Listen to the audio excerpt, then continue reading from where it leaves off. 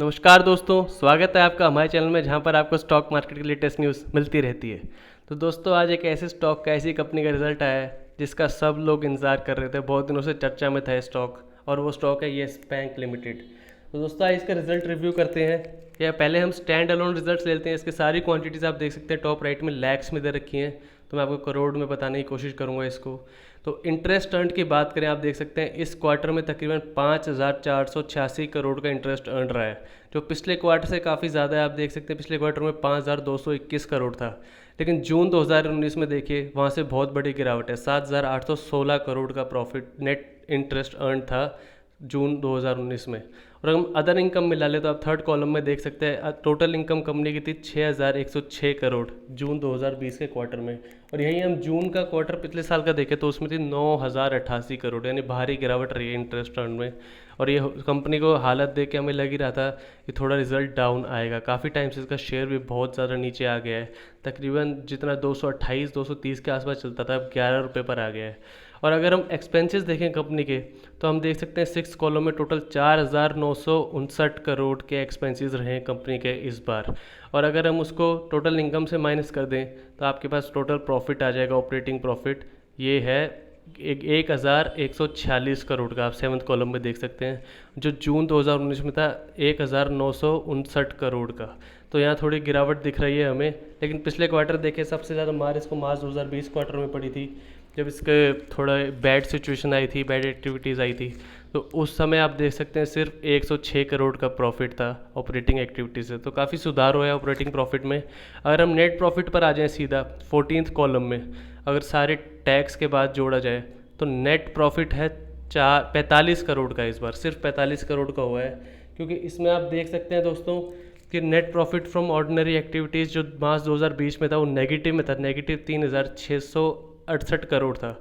लेकिन इस बार सिर्फ 45 करोड़ का नेट प्रॉफिट हुआ है, और जून में था 113 करोड़ का नेट प्रॉफिट। यानी यहाँ पे लगातार गिरावट रही है कंपनी के प्रोविजंस की वजह से, और इसमें जो कंटिजेंसीज देनी पड़ी, इसको लाइबिलिटीज़ देनी पड़ी थी, उसका आपका असर यहाँ दिख रहा है। सिर्फ 45 करोड़ का नेट प्रॉफिट सामने आ रहा है। और अगर हम कोई और मेन चीज़ देखें दोस्तों, आप देख सकते हैं बेसिक और डाइल्यूटेड अर्निंग पर शेयर। तो अर्निंग पर शेयर तो आप जानते हैं बैंक की जब स्टॉक की इतनी बुरी हालत है तो कम होनी ही है। पिछली बार तो आप देख सकते हैं नेगेटिव 8.3 थी, लेकिन इस बार देखें तो सिर्फ 0.04 है, यानी बहुत ही कम है EPS earning per share company का। और सब लोग ये उम्मीद लगाए बैठे थे कि रिज़ल्ट कम आएगा, और हमें कमज़ोर रिजल्ट दिखाई दे रहे हैं नेट प्रॉफिट देखने के बाद।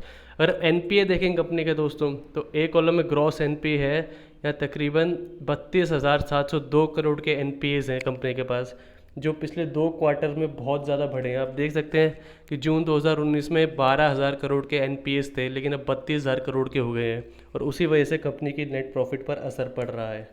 यहाँ पर हमें दोस्तों अब सेगमेंट वाइज रिजल्ट दिया हुआ है, तो हम सेगमेंट रिजल्ट देख लेते हैं कि जो कंपनी का रेवेन्यू आया उनकी ट्रेजरी से, कॉरपोरेट बैंकिंग से सबसे ज़्यादा आया है। आप देख सकते हैं 3,600 करोड़ के आसपास का दोनों से आया है, और रिटेल और अदर बैंकिंग को जोड़ लें तो यहाँ में टोटल इनकम ऑपरेशन आप देख सकते हैं वही 6,106 करोड़ की है।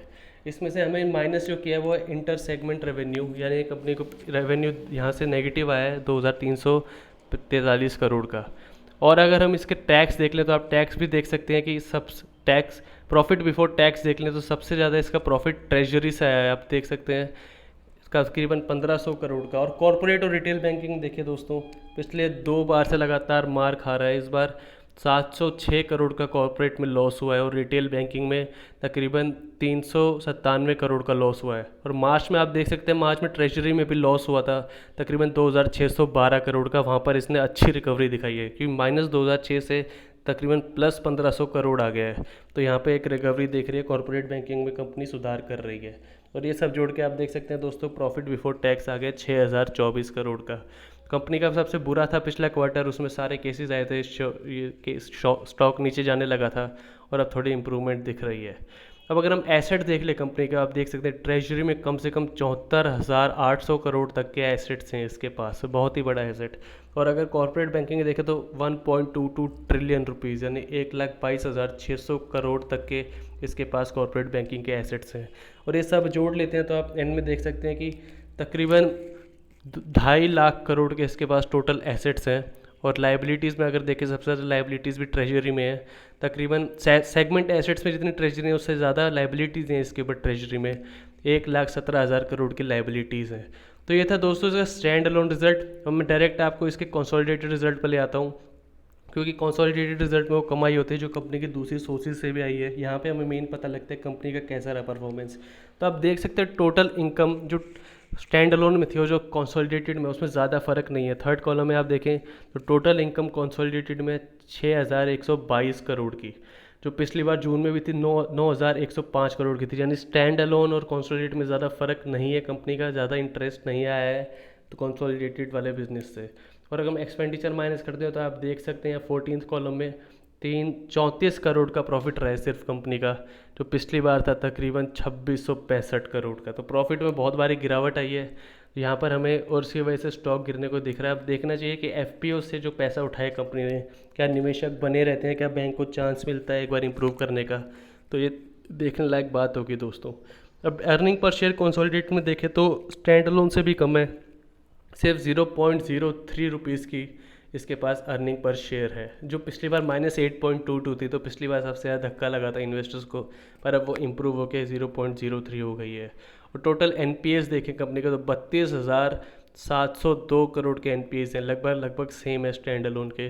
तो 32,000 करोड़ के एनपीएस हैं, तो कंपनी को जल्दी ये एनपीएस को परफॉर्मिंग एसेट्स में कन्वर्ट करना पड़ेगा इसको, और तभी इसमें दोबारा उछाल देखने को मिल सकता है।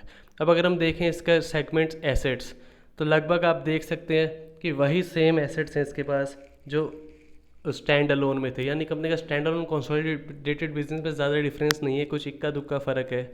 और यहाँ आप देख सकते हैं ट्रेजरी सबसे ज़्यादा इसके पास 3,693 करोड़ की, और प्रॉफिट अगर देखें तो वो भी इसका ट्रेजरी से आया। आपको मैंने बताया कि ट्रेजरी में इम्प्रूवमेंट हो रहा है कंपनी का, वहाँ से प्रॉफिट आ रहा है कंपनी को। टोटल एसेट्स आप देखें लगभग सेम है स्टैंड अलोन के, 2,55,000 करोड़ तक के एसेट्स है कंपनी के पास। तो यहाँ कंपनी ने मेन हाइलाइट्स बताए हैं कि इस बार क्या क्या डेवलपमेंट हुई और इन्वेस्टर्स के लिए इन्फॉर्मेशन दी है। तो एक तो मेन आप जानते हैं 15,000 करोड़ का एफपीओ उठाया कंपनी ने, पहले 4 मंथ का मॉरिटोरियम मिला है कंपनी को। और CET1 रेशोज़ जो होते हैं जो इनके CET1 रेशोज़ होते हैं वो 13.4% है, और सी रहा है इनका 20% 30 जून 2020 तक। और अगर हम देखें तो LCR इंप्रूव होकर 114% हो गया है, जो 37% था सिर्फ पिछले क्वार्टर में। तो यहाँ पे तकरीबन 3 गुना उछाल दिख रहा है हमें LCR में। और रीपेमेंट कर दिया है इन्होंने 25,000 करोड़ का, जो 50% है RBI की तरफ। ये एक और बड़ी बात है कि 25,000 करोड़ का ऑलरेडी रीपेमेंट हो चुका है टिल डेट।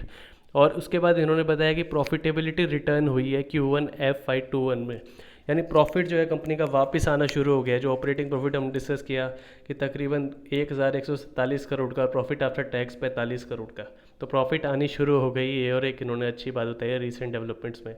और प्रोविजंस जो बताया हमने, जो आपने बताया था इनको इम्प्रूव करने होंगे। प्रोविजन कवरेज रेशो जो कवर कर लिए गए हैं वो 75% से ऊपर चला गया है। तो ये थी इनकी की हाइलाइट्स। और फाइनेंशियल हाइलाइट्स अगर हम देखें एक बार दोबारा रिवाइज हो जाएगा कि नेट प्रॉफिट 45 करोड़ रहा है, जो पिछली बार लॉस था 3,668 करोड़ का उसके मुकाबले। तो एक काफ़ी अच्छी इंप्रूवमेंट है। ऑपरेटिंग प्रॉफिट जो है वो 11 गुना बढ़ गया है क्वार्टर ऑन क्वार्टर, जो NII और लोअर ऑपरेटिंग एक्सपेंस की वजह से मुमकिन हुआ है। नेट इंटरेस्ट इनकम आप देख सकते हैं 1908 करोड़, जो तकरीबन 50% ग्रो हुई है क्वार्टर ऑन क्वार्टर। और उन्होंने बताया नेट इंटरेस्ट इनकम रही है 621 करोड़, जो 3.9% इंक्रीज़ हुई है। अगर हम ऑपरेटिंग कॉस्ट देखें तो 21.7% तक कम हुई है। यहाँ पे हमें प्रॉफिट का रीज़न दिख सकता है कि जो कॉस्ट ऑपरेटिंग की उसमें थोड़ी घटौती आई है, तभी उनका जो प्रॉफिट है वो थोड़ा ज़्यादा रहा है। ये थी दोस्तों इसकी रिज़ल्ट की हाइलाइट्स। आपने देखा कि प्रॉफिट थोड़ा आना शुरू हुआ है कंपनी का। पिछली बार जो धक्का लगा था वो प्लस में आ रहे हैं कई चीज़ें, पर कुछ चीज़ों में कॉर्पोरेट में और रिटेल बैंकिंग में इनको और सुधार लाना है। तो ये था दोस्तों येस बैंक का रिज़ल्ट। वीडियो पसंद आए तो लाइक कीजिए, और ऐसी और वीडियोज़ के लिए हमारे चैनल को सब्सक्राइब कीजिए।